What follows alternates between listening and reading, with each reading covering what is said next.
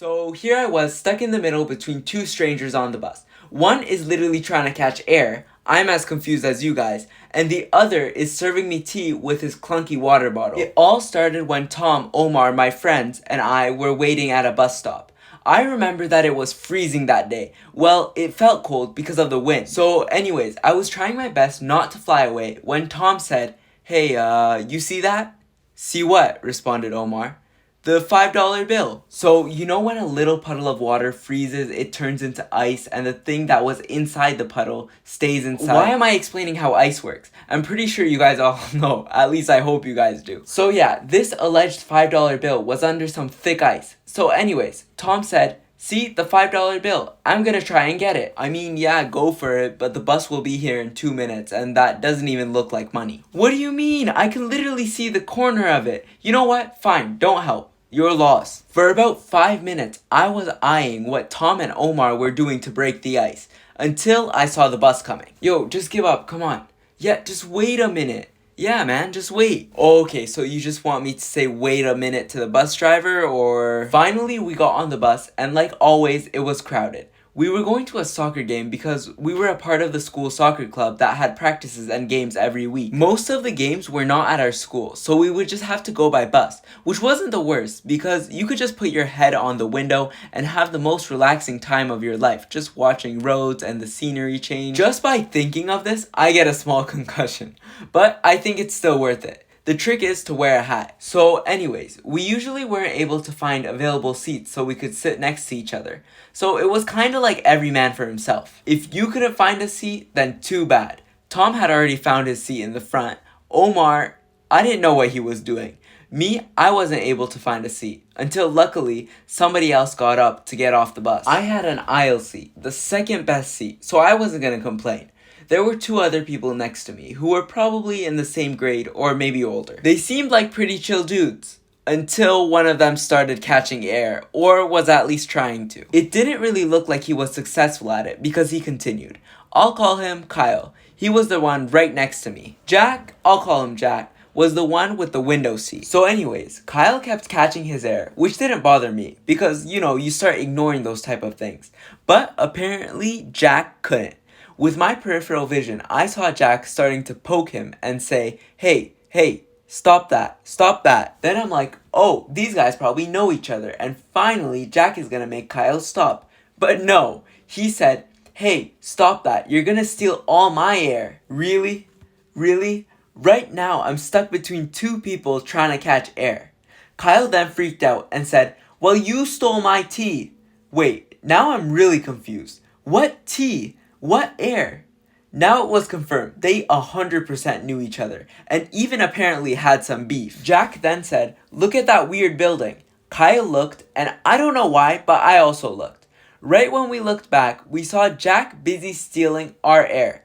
I mean Kyle's air. He was catching air. Kyle took that personally. Jack was able to later stop the fight by saying, stop, you're going to disturb the man, referring to me. Kyle then responded, ask him if he's annoyed. When they asked, I said no, because why would I say yes? And plus, I didn't really want to get involved, but eventually, somehow, they got me involved. But for now, all I knew was whatever I just witnessed had stopped, and we were going peacefully. Surprisingly, the 2, Kyle and Jack, didn't get off. Right then, I'm thinking, what if these 2 are going to the soccer game too, and if they're players from the other team?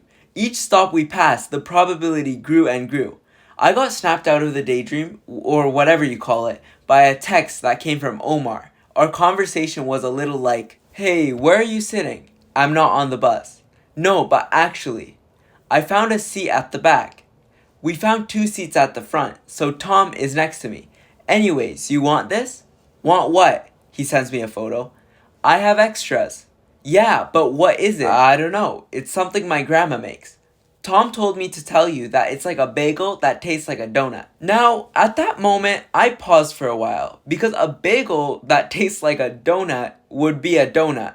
Like, if you forgot the word donut and had to describe it, you would say a sugary bagel. But I know for a fact that Tom didn't forget the word. And plus, it went through editing too. Like, Omar could have said, you really want me to write that? Yo, you okay? I honestly would have expected more from Omar. He's literally the most logical one in the group. So if we lose that, well, we're screwed. Tom, I expected this from Tom, just because he probably wants to annoy me. Anyways, I got the bagel that tastes like a donut, and it was actually good. Wasn't the best idea to eat it before the game, but who cares?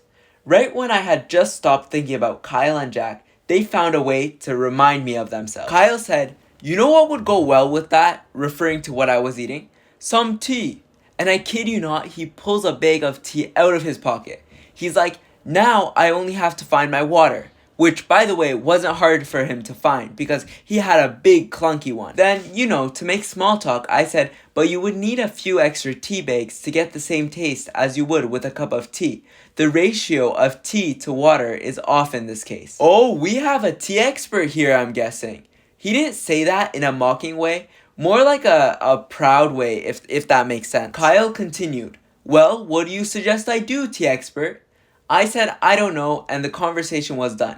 Until he started reading the ingredients or facts off the tea label. Oh, here it says that it comes from Spain, and the roses were hand-picked in Italy. It was packaged in France, and 20 calories, 2 grams of sugar, 4 grams of protein. Half the things he was saying I knew were fake, because the tea bag was just a logo and some details about the flavor.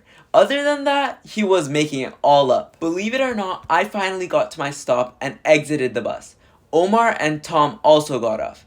After that, all was normal. If you guys are wondering, we lost the game, and I never saw the two after that day. I'll keep you guys posted though. If you guys have any bus stories, tell me them in the comments, and don't forget to subscribe and keep on bloobin', bloobers.